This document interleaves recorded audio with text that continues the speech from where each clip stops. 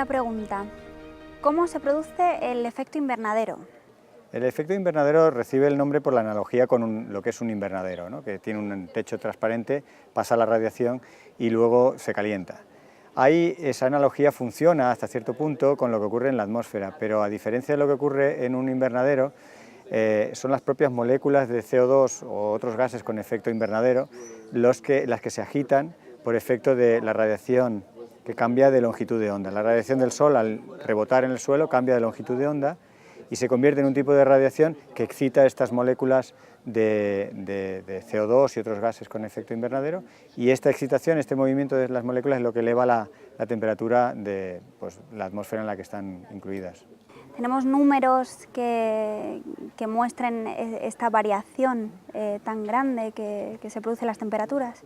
Las temperaturas en promedio van subiendo de forma escalonada, creciente. Quiere decir que van pasito a pasito y parece que no es mucho. En las primeras décadas subirían medio grado por década, pero recientemente, en apenas una década, pues ya se observan cambios de 1 grado, pero que parece no mucho, pero es en la temperatura promedio. Y esto lleva asociados un montón de cambios debido a este grado y medio, 2 grados que se van percibiendo en apenas unas décadas. Y en el sistema climático en general meter esta diferencia de temperatura, que puede parecer poco, que mucha gente dice, bueno, pero si a lo largo de un día sufrimos oscilaciones térmicas de 15, 20 grados fácilmente, bueno, estamos hablando, como digo, de la temperatura promedio, y esto lleva asociado una variabilidad creciente por ese grado más que ganamos en el promedio. Y además de este indicio claro del aumento de las temperaturas, ¿qué otras evidencias podemos ver en el planeta que está sucediendo a día de hoy que demuestran la existencia de este cambio climático? El cambio climático tiene dos componentes fundamentales. Una, las causas naturales, las oscilaciones de escala geológica que el planeta ha sufrido y sufrirá siempre por formar parte del sistema solar en el que está, por las características macro en las que está imbuido el planeta. Y esto genera una oscilación. La propia dinámica solar también, el Sol pasa por periodos de actividad e inactividad, generan periodos decadales o multidecadales en los cuales la cantidad de radiación que llega al planeta fluctúa. Montado sobre esto, o acoplado de alguna manera, están las actividades humanas que generan sobre todo esta emisión de gases con efecto invernadero y que lo primero que hacen es calentar la atmósfera, y lo siguiente, una serie de factores relacionados con la variabilidad en el clima, y que lo estamos viendo y sale en la prensa con frecuencia, de eventos climáticos extremos que antes tenían un periodo de recurrencia, digamos, de 30, 50, 200 años, y ahora se están dando con más frecuencia. Y además de la frecuencia también estamos viendo la mayor intensidad. Por ejemplo, los mismos huracanes que han podido existir siempre, pues ahora son un poco más frecuentes y más intensos. La misma época de huracanes se va extendiendo, van siendo más frecuentes cada vez más temprano. En el hemisferio norte, por ejemplo, ya no es raro huracanes en pleno agosto, cuando lo suyo era que comenzaran más en septiembre. Se va extendiendo el periodo de riesgo de huracanes. Y lo mismo ocurriría, por ejemplo, con los incendios, que tienen un triángulo de factores que lo hacen posible. No solo está el cambio climático, sino pues cambios de uso que a lo mejor acumulan más combustible y hacen que los incendios puedan ser más catastróficos. No es solo el cambio climático, pero la ventana de oportunidad que genera determinadas condiciones climáticas para que se dé un incendio también está aumentando, y tenemos ya más semanas al año de riesgo de incendio de las que teníamos hace apenas 20 o 30 años debido al cambio climático, y son cosas que ya percibimos, quizá de forma mucho más drástica y más dramática que el cambio en la temperatura media, que en el fondo está en el origen de muchos de estos problemas, pero que como tal temperatura media pues la percibimos menos. Sí, incluso podríamos hablar, como ha referido antes, a lo que leemos en la prensa, cosas como, a mí me producen mucha sorpresa, nieve en el Sáhara o vegetación en Sahel. Estos eventos inusuales, ¿no?, las mismas olas de frío que hacen a mucha gente pensar, cuestionar hasta qué punto estamos en un momento de calentamiento, si ahora estamos teniendo una ola de frío extraña en un momento que no pegaba y no encaja con la idea general de un calentamiento.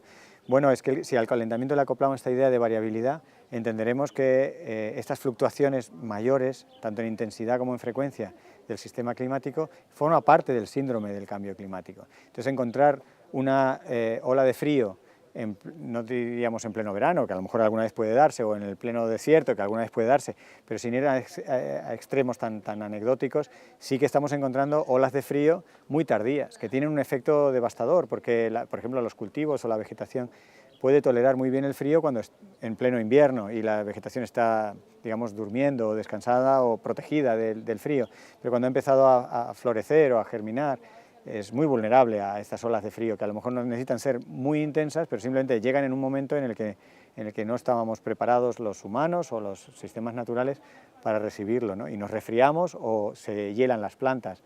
Esta variabilidad climática trae pues, unos granizos desproporcionados, unos récords de temperatura por arriba y por abajo en muchas localidades, y forma parte de esta constelación de factores que aparecen en la prensa, que no todos se pueden relacionar unívocamente con el cambio climático, pero que muchas de ellas tienen una señal relacionada con el cambio climático.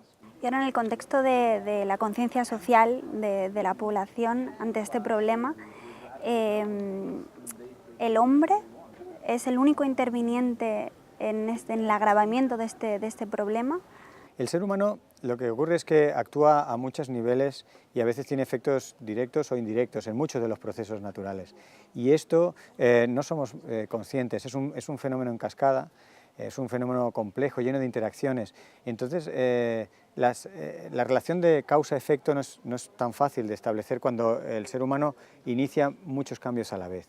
Inicia cambios que tienen una derivada en el sistema climático, pero inicia cambios en los sistemas naturales. El ejemplo del fuego, los incendios más o menos catastróficos que estamos viendo, tienen una señal en el clima o tienen un origen en cambios inducidos en el clima por la actividad humana, pero también los cambios de uso que acumula un combustible y que hace más favorable estos incendios de dimensiones dramáticas, ¿no? Esto es un ejemplo paradigmático de lo que llamamos más bien cambio global, que no solo es el cambio climático. El cambio global que caracteriza la era del antropoceno es un cambio de muchos factores.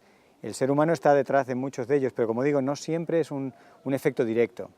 Muchas veces no es un efecto ni voluntario, ni a veces casi conocido por la ciencia. A veces la ciencia tarda años en darse cuenta de que tal actividad humana tuvo este efecto en los sistemas naturales y en cascada tuvo un impacto en la población o en una actividad económica, y esto lo vamos reconstruyendo a veces a toro pasado porque los efectos son indirectos y son múltiples. Lo que sí sabemos es que el ser humano está alterando muchos procesos a la vez, muchos ciclos biogeoquímicos, la distribución de muchas especies, el propio clima, y la interacción de todos estos cambios da lugar a una casuística complicada. Medidas preventivas. Entiendo que una de estas medidas es la colaboración entre diversos países. Sabemos ahora que el G20 se ha visto entorpecido por unos Estados Unidos que discrepan y se empeñan en discrepar contra el cambio climático, que bueno, ya se ha visto que se sigue adelante en el Acuerdo de París sin tener en cuenta Estados Unidos. Entonces me gustaría saber cómo de perjudicial es el rechazo de la colaboración de Trump. Bueno, lo que algunas personas simulan, porque esto casi es un ejercicio de simulación numérica, es que Trump podía haber hecho más daño dentro que fuera del acuerdo. Podría haber entorpecido más cosas en el día a día, en el funcionamiento, si se hubiera quedado dentro, paradójicamente, ¿no? Parece que el apoyo hubiera sido muy favorable y el salirse del acuerdo arrastraría a otros países, que no ha sido así, dificultaría muchos acuerdos regionales, que no ha sido así, y realmente si Trump hubiera estado dentro y hubiera alargado las decisiones, hubiera entorpecido las negociaciones más concretas de aspectos digamos más específicos, podría haber paradójicamente tenido peores efectos. Indudablemente no es una buena noticia que uno de los principales, el segundo país más emisor, no apoye un acuerdo, digamos, tan global y tan importante para el cambio climático, para mitigar o adaptarse al cambio climático, pues no es una buena noticia, no es algo de lo que alegrarse. Pero tampoco hay que darle mayor importancia de la que tiene, no hay que darle a Trump mayor protagonismo del que él a veces quiere acaparar. Él tiene una parte, no pequeña, pero hay muchas otras partes que juegan los otros países y las actuaciones de los otros países están funcionando muy bien y se está está cayendo de maduro la evidencia del cambio climático y la importancia de hacer algo al respecto. Y esto yo creo que es el principal mensaje esperanzador. Igual que se ha criticado el Acuerdo de París como insuficiente, y podemos estar hasta cierto punto de acuerdo de que incluso los mecanismos jurídicos o vinculantes no eran lo suficientes, que incluso el límite de 2 grados hubiera sido mejor 1,7, en fin, muchas cosas que se podrían haber hecho mejor en París. París tiene muchas cosas positivas, se apoya, no debemos olvidar, sobre un ejercicio voluntario de los países de ser auditados, de rendir cuentas. No es una imposición de un grupo de expertos que digan tenéis que decirnos cuánto emitís, sino los países voluntariamente se ofrecían a rendir cuentas y a intentar converger en objetivos de emisión. Eso ya, solo la actitud me parece encomiable y muy positiva, va en la dirección correcta. Entonces hay lecturas, siempre se puede hablar del vaso medio lleno, medio vacío, y yo diría que los acuerdos del G20 menos Estados Unidos son esperanzadores, ¿no? y muestran como un único país, por potente que sea como Estados Unidos, no es tan influyente como pensábamos, que digamos, las decisiones más consensuadas de otros países pueden más que neutralizar una actuación. Y no olvidemos que Trump es interino y durará poco. Algunos piensan que durará muy poco, pero aunque dure todo lo que pueda durar legalmente, es interino, y los plazos del cambio climático y sus efectos son plazos decadales que muy pocos políticos van a estar para verlo. Aún así, ¿cree que merece más atención política la cuestión del cambio climático? A veces dudo, realmente no lo sé. En las mesas redondas que estamos teniendo aquí en el curso surgen miradas complementarias. A veces ponemos demasiado énfasis en los políticos como si fueran los salvadores, los nuevos mesías, los que en sus manos está la solución de las cosas. Y como estamos viendo que la manera en la que los elegimos y el grado de representación que tienen es muy escaso, y la manera en que los elegimos no son por criterios de que vayan a resolver los grandes problemas, sino a veces influyen cuestiones muy frívolas en la elección de los políticos, no podemos esperar que los políticos elegidos con ese sistema vayan a resolver grandes problemas. No lo podemos esperar. Algunos lo harán, pero no han sido seleccionados por ello, con lo cual, estadística, matemáticamente, fríamente, no podemos esperar que los políticos solucionen problemas para los que no han sido particularmente elegidos, ¿no? Y en paralelo, como mensaje esperanzador, por un lado esto le quita importancia y protagonismo a los políticos, que realmente no esperamos de ellos eso, no los hemos votado para eso, aunque lo deseemos, aunque una vez que están allí, por cierto, pudiendo aprovechar su posición de privilegio, su nivel de influir en las políticas globales, ¿por qué no se preocupa usted del cambio climático? Bien, pero es que no fueron elegidos por eso. Eso por un lado, le quitamos importancia, trascendencia al político. Y por otro lado, se la damos a la gente, a la sociedad, a los colectivos, que de forma, digamos, totalmente de abajo arriba, son capaces de moverse. Hemos visto movimientos incluso de un gran valor simbólico, si queréis, la primavera árabe, un montón de movimientos que han surgido de abajo arriba, ¿no? Y no solo en las clásicas revoluciones contra un sistema, sino actuaciones a veces a nivel de modas o de controversias, incluso en temas más científicos, que han surgido porque la sociedad está madura, está lista y disecciona la información disponible y decide, sin haberse organizado y sin que haya un líder que les mueva a tomar la decisión, sino por la suma de muchas piezas de evidencia, la sociedad gradualmente va evolucionando en paralelo a unos políticos y por suerte en estos casos adelanta a los políticos, y los políticos se convierten en menos instrumentos pasivos, reactivos, que reaccionan ante movimientos sociales en lugar de liderarlos, en lugar de organizarlos y catalizarlos, que sería en un mundo ideal lo que esperaríamos de unos políticos ideales. Ni el mundo es ideal, ni los políticos son ideales. Por último, ¿cómo ve el futuro del cambio climático? Bueno, el futuro lleva consigo muchos cambios. Y en esto ya hay una actitud muy personal ante los cambios. Hay gente que los cambios les dan miedo, hay gente que los cambios les estimulan y hay gente que los cambios les dejan en una actitud como vamos a ver qué tipo de cambios tenemos. Y yo quizás soy más de este tercer tipo. Realmente el mundo va a ser muy diferente, ya lo está haciendo. Y hemos cruzado muchos umbrales de irreversibilidad. No podemos pretender volver al mundo pasado en muchos aspectos, en el climático, pero en muchas de las consecuencias que el clima tiene, en la distribución de las especies, en el funcionamiento de los ecosistemas, pero en muchos aspectos de nuestro bienestar entendido como lo entendíamos hasta el siglo XX, principios del XXI, pues no podremos tenerlo, no será sostenible. Ninguno de los escenarios, ni el más optimista ni el más pesimista, dice que ese mundo podrá seguir siendo.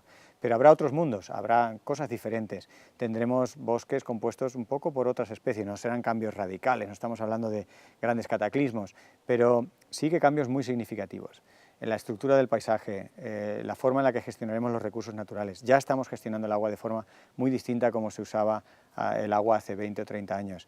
Hay muchos cambios. Se está hablando de grandes cambios en el sistema de transporte, que se piensa como muy probable que el coche particular deje de ser una realidad para muchas de las personas. Esto tendrá efectos en cascada positivos en cuanto a las emisiones a lo mejor, pero negativos en cuanto a algunos modos de vida, y habrá que reajustarse.